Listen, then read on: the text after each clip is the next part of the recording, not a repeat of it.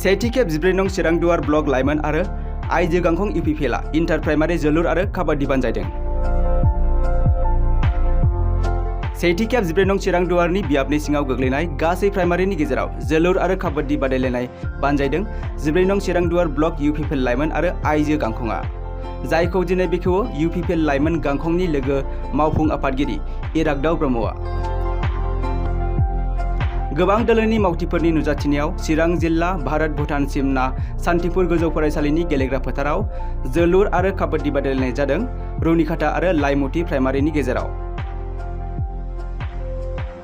दिनै बेयाव रानिखाता सान्तिपुरनि सिङाव जे 14 दुवार जोंहा बिटिआर बियाबनि लाइमोन गांखंनि जे फुटबल बादायलायनाय हाबाफारि बेयाव प्राइमारि लेभेलखौ लानानै हाबाफारि लानाय जादों। दा इन्टार प्राइमारि बे हाबाफारि दा बे हाबाफारिया जोंहा सिगां समनिफ्रायनो थांनाय बोसोरफ्रावबो जोङो जाबाय थादों। जोङो सरकार दानाय लोगो लोगोनो जोङो गासिबो बिथिङाव जौगानाय लाबोनो थाखाय जों मोनफ्रोमबो बिथिंखौ जोङो लांफानानै माब्रैबा जोङो जोंनि ओनसोलनिफ्राय खेला दिगावनो होन बा कालचार दिगावनो होन बा बिभिन्न दिगावनो होन माब्रैबा जोंनि लाइमोनफोरखौ जोङो एंगेज खालामनो हायो बा उन्नति खालामनो हायो, बिनि थाखाय जोंनि सरकारा हाबा मावगासिनो दं। बे असिलायैनो दिनै चिरां 14 चिरां दुवाराबो लाइमोन गांखंनि जे दैदेननाय बे दैदेननायाव दिनै बे फुटबल हाबाफारिखौ लानाय जादों आरो बेयो सानबानि हाबाफारि जागोन आरो 15 तारिखआव बियो फाइनाल जागोन आरो फाइनालाव ओरैबायदि जाकजमकजों जोङो खालामनो सानदों बा जाकजमकनि थाखाय बिथांमोनहा आयोजन खालामदों। दा बेयाव जोङो जोंनि फुटबलखौ बे ओनसोलनिफ्राय जोंनि बे 14 चिरां ओनसोलनिफ्राय जाहाथे मोजां गेलेगिरि ओंखारनो हायो बे असिलाजोंनो लानाय जादों। बिटिआर सरकारा गोबां खेला थासेयावबो फुटबलखौ बांसिन इनिसिएटिभ होनायखौ बे समाव नुनो मोनो, थांखिया मा? दा फुटबल होननानै बुङोब्ला सारा बिश्वआवनो नाय दिनै फुटबलखौ बांसिन गुरुत्त हिसाबै लानाय जादों गेम हिसाबै। दा बेजों लोगोसे जोंहा गुबुन गुबुन खेलाफोरबो दं। दा नाथाय फुटबल होननाय लोगो लोगो जोङो मोनसे गोदोनिफ्रायनो मोनसे ट्रेडिसन जे खेलानि सायाव जे फुटबला मोनसे ट्रेडिसनेलि जोंहा फैबाय थानाय। दा जाय खेलाखौ साफ्रोमबो रायजो राजाफ्रा मोजां मोनो, जायखौ साफ्रोमबो रायजो राजाफ्रा गोसो गोरबोजों गनायनानै लायो, बेबायदि खेलाखौ जोङो लानाय जादों। जोंनि दिनैनि नैबे खेलाखौ होनाया जाहैबाय जोंनि 14 नं चिरांदुवार ब्लक लाइमोन गांखं लोगोसे आइजो गांखं जों जुथायै नैबे 14 नं चिरांदुवार ब्लकनि सिङाव थानाय inter primary football and kabaddi competition बेखौ जोङो होगासिनो दङ।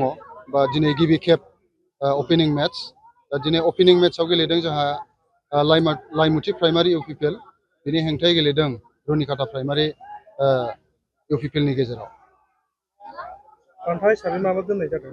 बान्था हिसाबै जोङो देरहानायनि थाखाय 20,000 लोगोसे ट्रफि आरो जेननायनि थाखाय जोङो 15,000जों लोगोसे विथ ट्रफि आरो बेस्ट प्लेयार होनाय जादों।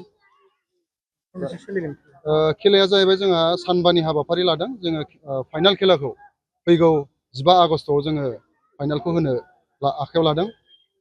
दा जोलुरजों लोगोसे गुबुन माबाफोर खेला? जोलुरजों लोगोसे जोङो गुबुन मोनसे काबाड्डि हाबाफारि जों बेखौ लाफानाय जादों। दा गुबै दिनैनि हाबाफारि लानायनि थांखियानो जाहैबाय जोंनि बिटिआर सरकारा जेरैबायदि बिटिआर सरकारा गेलेनाय बिथिंखौ नोजोर होनानै दिनै दुरान्ड काप, ISPL, गुबुन गुबुन खेला बेबायदिनो इन्टारनेसनेल खेला सफ्टबल बेबायदिनो बे हाबाफारिखौ जोंनि दिनै बिटिआर ओनसोलाव दिनै खुंबोगासिनो दं। थिग बेखौ नोजोर होनानैनो बिटिआर सरकारनि सार प्रमद बर'आ मोनफ्रोमबो कनस्टिटिउन्सिनि सिङाव लाइमोनफोरखौ गेलेनाय बिथिङाव जौगाहोनो थाखाय आरो बिथोन होनायनि थाखाय जों देग्लाय गिबि खेब जोङो 14 नं चिरांदुवार लाइमोन गांखं लोगोसे आइजो गांखंआ खेलाखौ होदों।